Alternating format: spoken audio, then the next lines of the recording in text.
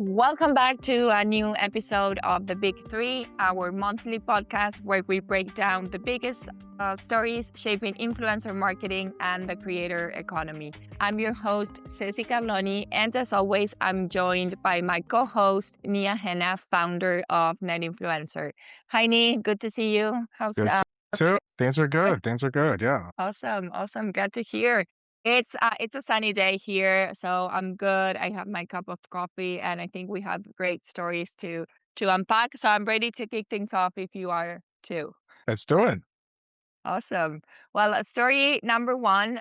This one is about Lenovo and how they turned a creator campaign into a full creator IP. They have been working with creative agency Portal A for 2 years on a program called Creator Odyssey.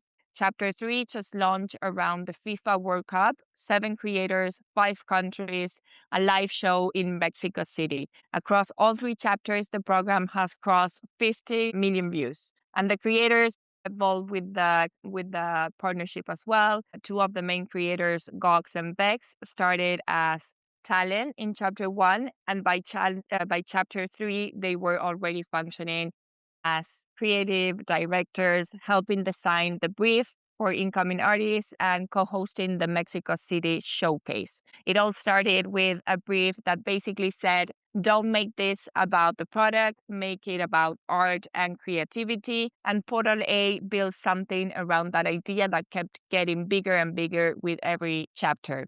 Ni, 2 years, 3 chapters, 50 million views. What does it actually take for a brand and an agency to build something like this together? Yeah. I mean, it really takes a high level of trust between the brand, the agency, and the creators that they bring on board.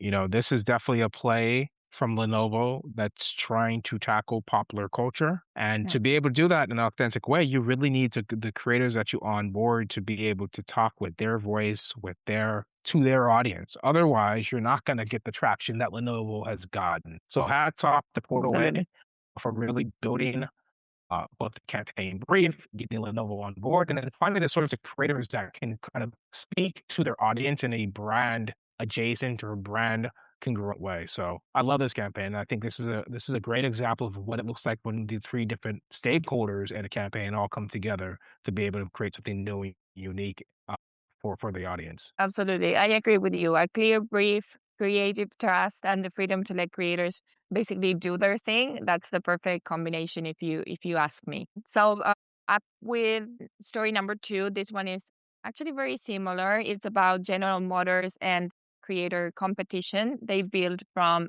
scratch. The initiative is called GM Creator Lab. They basically built 5 Hollywood sound stages, each one themed to a different vehicle, and invited creators to compete for a chance to win a car. It drew the initiative drew more than 150 submissions, and selected creators were matched to the stages based on their storytelling insights. Storytelling strength. The initiative was presented by YouTube personalities Adam WB and Kinira Dion, who again hosted the whole thing. The program generated more than 50 million earned views in the first month, which was actually double their target, and 200 pieces of content across the whole portfolio. The winner was judged on creativity, storytelling, not engagement. Their head of influencer marketing, she basically summed it very simply. The goal was to invite creators into something bigger with enough ambition and creative freedom to make them, make content their audience will generally care about. So, Nii, my question to you is, when a brand like GM puts this level of production behind creative content, behind creator content, what does that tell you about where things are heading? I don't like this campaign at all. And I'll tell you why. GM, obviously a major car manufacturer, but the fact that they built multiple different sound stages, that is, to me, it screams to me old advertising strategy, right? That's bringing creators Right. onto your turf and having a competition like what is this, American Idol? Like this, I don't love this. Props to them for Hot getting take. 50 million views. Yeah, props to them for getting 50 million views, but I would argue, like, is there really an ROI there? I didn't hear about like, if I wasn't working in the space, I wouldn't have heard about this campaign, and I wonder if Mhm. you go to the random person on the street, is this really gonna make them buy GM cars? So this felt to me like astroturfing, a big company dropping a ton Okay. of money into the space, inviting creators to do something fun. Really, is this gonna move the needle? I think we're gonna find out because like I just don't see much we can learn for most brands from this kind of activation. It doesn't feel Okay. natural, it feels super, super artificial and contrived. And yeah, I'm just not a big fan of this at all. Okay. Here's a curveball for you. If you were the head of influencer marketing, or if you were in charge of this initiative, what would have you done differently? The reality is there is a huge, huge auto community that already exists on YouTube. There are Yeah. auto YouTubers that do everything from fix-its to car reviews and everything in between. And if you think about kind of a car purchase, the average consumer, this is something that there's a lot of time and deliberation that a car consumer does. And so the question I would be thinking about as a head of influencer marketing at GM isn't how can I get 50 million views on this splashy campaign, which is not evergreen. The question is, who are the auto influencers in the space that are ahead of the time of purchase that I can connect with? And what are the opportunities for me to bring these Right. people into the GM showroom or get them into a vehicle or kind of do activations with those individuals because Different those are approach. the individuals that are actually influencing what car I buy and the model I buy. And Okay. so to me, like I get it, this is probably going to win awards because this is a big splashy thing. People are probably going to talk about it at Cannes.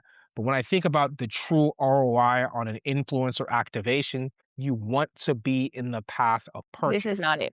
This is not it. No, this is not it at all. Okay. I like that hot take. Last story of the day. Let's go to the roundtable. This is a roundtable that we published a few weeks back on Net Influencer. We reach out to professionals and executives across the industry and ask them one question. If you had to pick one festival to send your team to this year, VidCon or Cannes Lion, which would it be? And what specifically would you give up by not being at the other? We received 18 responses. Most people who picked Cannes said that's where the money is. The senior buyers, the big brand budgets, the decision that actually move things. Some even call it the Coachella for B2B. And then the people who picked VidCon said that's where you stay close to creator culture and catch up what's coming before everyone else does. Let me know, what was your general read on the responses? Anything that caught your attention? Yeah, I mean, I think this is the third year Cannes has really made the play for the creator economy attention. And, I am curious to see what the ratio is between actual creators and people working on the campaigns and people who are around the ecosystem. And yes, maybe big deals can be signed between brands and creator agencies, but I worry that Cannes is turning into a big party where it's separated from creator culture in a way that, yeah, maybe you can sign a deal, but you're not really having the pulse of the creator economy there. So, I mean, the conversations can happen around strategy, but I'm going to be very curious with the number of people going to Cannes this year and the number of agencies going to Cannes this year, if there's actually business to be had, or are there other places where it makes sense to invest your time and your money to be able to have a conversation, right? Because if I'm the CMO of Lenovo and every single panel, every single room, every single yacht I go to, I'm bombarded by 5, 6 creator agency pitches, it's all going to be noise. And so I'm going to be Yeah. very curious on how people evaluate the ROI. I know what the influential deal with Publicis 2 years ago, that was a big kind of Cannes waking up party because that's where they connected with Publicis at Cannes. We'll see if that trend continues because, yeah, it seems like there's a lot of people flying out to the south of France, and there's only so many Yeah. decision makers in the room there. So, Yeah. We'll find out on the first week of the July. Nee, before we wrap things up, do you want to share with our audience where the team, the Net Influencer team, is headed later this month, and what was your thinking and reasoning behind that decision? Yeah, we've gone to VidCon for the last 5 years since the pandemic, and we'll be going there again. Obviously, we have to straddle the worlds of kind of B2B with influencer marketing and brand campaigns with creator culture. And I just find that the conversation at VidCon with the three different floors, you have the community floor in the bottom, that really feels like you're in the news feed Yeah. in real life because you have fans meeting creators for the first time. On the second floor, you have creators teaching other creators about what it means to be a creator. And on the top floor, you have the industry track. I just feel like that layer cake of conversations and the serendipity that you have in conversations there, it's hard to beat. And so I love Ken. We went to Possible earlier this year as well, but I think the pulse of the creator economy still is Anaheim in the middle of the summer. Yeah, absolutely. Well, Nate, that was the last story of today's episode. That's all for this month, Big Three. Thank you so much for everyone tuning in, and we will be back next month with 3 more stories worth unpacking. Thank you, Nee. Have a good one.